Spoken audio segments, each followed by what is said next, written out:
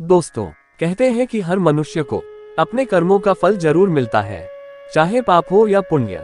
अच्छे कर्म करने पर पुण्य मिलता है, तो ठीक इसी तरह बुरे कर्म करने पर या फिर पाप करने पर नरक भी भोगना पड़ता है। इस संबंध में गरुड़ पुराण में विस्तार से बताया गया है। इसमें ये भी बताया गया है कि बुरे कर्म करने पर व्यक्ति को मृत्यु के बाद कौन सी सजा मिलती है और कौन सा नरक भोगना पड़ता है। आइए जानते हैं इस बारे में विस्तार से। जो लोग दूसरों के पैसे लूटते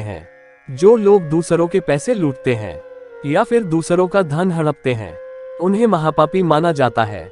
मान्यता है कि ऐसे लोगों की मृत्यु के बाद यमदूत रस्सी से बांधकर उनको नरक में ले जाते हैं और इतना मारते हैं कि वे पित्ते पित्ते बेहोश हो जाते हैं और फिर होश में आने पर उन्हें फिर मारा जाता है। बुजुर्गों का अपमान करने पर जो लोग बुजुर्गों का अपमान करते हैं वे कभी सुखी नहीं रहते हैं।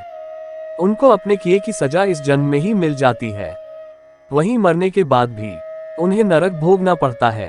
गरुड़ पुराण में बताया गया है कि जो लोग बुजुर्गों का अपमान करते हैं, उन्हें नीचा दिखाते हैं या फिर उन्हें सताते हैं, तो ऐसे पापियों को नरक में आग में झोंक दिया जाता है।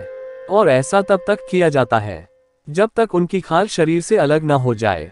निर्दोषों की हत्या करने वाले को, ऐसे लोग जो अपने स्वार्थ के लिए निर्दोष जीवों को मार डालते हैं, उनके लिए भी नरक भोगना तय है।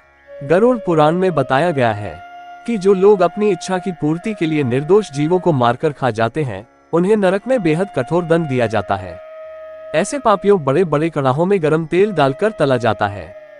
स्वार्थी बनकर साथ में रहने वाले पति पत्नी को कहते हैं ऐसे पति पत्नी जो एक दूसरे के साथ केवल तब तक रहते हैं जब तक एक दूसरे की जरूरत है, या फिर केवल तब तक साथ रहते हैं जब तक एक दूसरे के पैसे का उपभोग कर सकें। ऐसे पति और पत्नी को मृत्यु के बाद नरक भोगना पड़ता है।